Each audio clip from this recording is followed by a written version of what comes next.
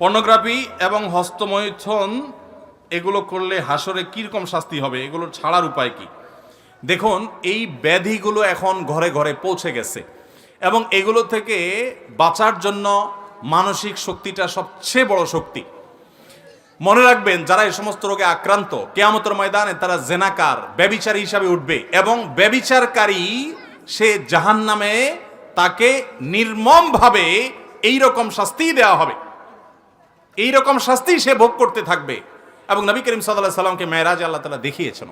এই জন্য জাহান্নামের আগুনে আপনি এরকম কষ্টের মধ্যে যখন পুড়তে থাকবেন, তখন আপনার ব্যভিচারের সাজা কড়ায় গণ্ডে আপনি বুঝে পেয়ে যাবেন। আল্লাহর ওয়াস্তে নিজেকে নিয়ন্ত্রণ করেন, যৌবনকে কন্ট্রোল করেন এবং হারাম থেকে বেঁচে থাকার চেষ্টা করেন। এখন যদি বলেন যে উপায় কি, উপায় হলো কয়েকটা, আমি খুব সংক্ষেপে বলি। নাম্বার 1, উপযুক্ত হলে বিয়ে করে ফেলা হলো সবচেয়ে বড় সমাধান।